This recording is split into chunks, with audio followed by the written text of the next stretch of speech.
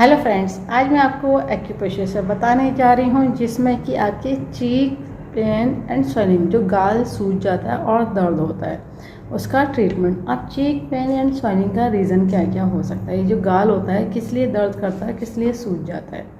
क्या होता है, कुछ लोगों के जैसे दांतों में कोई प्रॉब्लम हो रही होती है तो उसकी वजह से गाल सूज जाता है, या फिर कभी कभी जैसे दांत होते हैं वो टेढ़े निकले होते हैं, जो उसके अंदर की गाल की जो मसल होती है वो उसके बीच में आ जाती है, दबती रहती है। या तो वो रीज़न हो सकता है, या फिर आपकी जो यहाँ की जो मसल्स होती है, फाइबर्स होते हैं जो यहाँ पे जिससे बना होता है टिश्यूज़, ये जो गालों का है उसमें अगर आपकी फ्लेक्सिबिलिटी नहीं है, सूजन आ जाती है। ब्लड सही से सर्कुलेट नहीं हो रहा है तो सूजन आ जाती है। अगर सर्वाइकल की जो नर्व है गालों से जो अटैच है उसमें अगर कोई प्रॉब्लम आई है तो तब भी आपके गालों में सूजन आ जाती है और दर्द होने लगता है। ठीक है, ये रीज़न होते हैं। एक है तो नॉर्मल फेस का शेप, एक होता है जिसमें गालों में सूजन अलग ही आ जाती है। कभी कभी बाई चांस पता नहीं चलता कि क्या रीज़न है कि जो गालों में सूजन आ गई। कभी कभी माउथ अल्सर जो होते हैं उसकी वजह से गालों में सूजन आ जाती है। माउथ यानी मुंह में जो छाले होते हैं तो उसकी वजह से भी गालों में सूजन आ जाती है। जो अंदर की तरफ जो चीक की मसल है, अगर उस पर अल्सर है, दाना है, फोड़ा है, तो उसकी वजह से भी सूजन आ जाती है। तो ये रीज़न होते हैं चीक के स्वेलिंग होने के। अब रीज़न तो बहुत सारे हो सकते हैं, किस रीज़न से आपके गालों में सूजन आ रही है।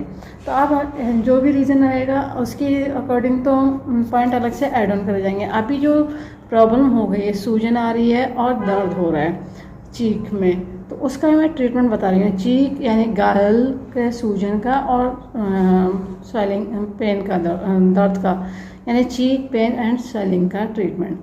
अच्छा, इस चीज़ के लिए आपको लगाने के लिए ज़रूरत होगी डॉक्टर टेप की। किसी मेडिकल या सर्जिकल के शॉप से ले लीजिएगा। 1/2 इंच का टेप है, कहीं फल्ले टेप है, कोई ऐसा टेप नहीं यूज़ करेगा, इस बात का ध्यान रखिएगा। जिन्होंने कोर्स कराया उन्हें पता है एक्यूप्रेशर में यूज़ होती है बियॉल मैग्नेट, जो एक तरफ से येलो होती है, एक तरफ से वाइट होती है। टोन सीडेड का काम करती है, प्लस माइनस एनर्जी होती है, नॉर्थ पोल साउथ पोल। ये बियॉल magnet human body acupressure point को स्टिमुलेट करने के लिए और बैलेंस करने के लिए बनाई गई है। इसमें पावर उतनी दी गई है जो ह्यूमन बॉडी एक्यूप्रेशर पॉइंट को स्टिमुलेट कर सके, बैलेंस कर सके।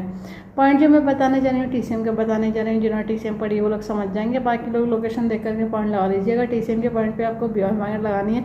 जिनको कलर की नॉलेज है वो लोग कलर लगा सकते हैं, बस ध्यान रखिएगा कि कलर के ऊपर मैग्नेट नहीं लगाया जाता है। एक बार में एक ही मेथड यूज़ करिएगा, या तो आप कलर लगा लीजिए या फिर मैग्नेट लगा लीजिए। ठीक है, मैं तो पॉइंट आपको मैग्नेट से लगाने का बताऊंगी, क्योंकि कलर लगाने के बाद ये होता है, ध्यान रखना पड़ता है कि अगर कलर मिट गया है, हल्का हो गया है, या उस पर पानी लग गया है, पसीना आ गया है, तो उसको रीअप्लाई करना पड़ता है। चाहे वो उसकी पॉइंट की मार्क दिखता रहे तब भी आपको फिर रीअप्लाई करना पड़ता है। ठीक है, अब लोकेशन समझ लीजिए। ये हमारी मिडिल फिंगर है। मिडिल फिंगर में इंडेक्स फिंगर की तरफ जो मेरिडियन चलती है वो लीवर की चलती है, तो ये पॉइंट आ जाएगा लीवर का 3।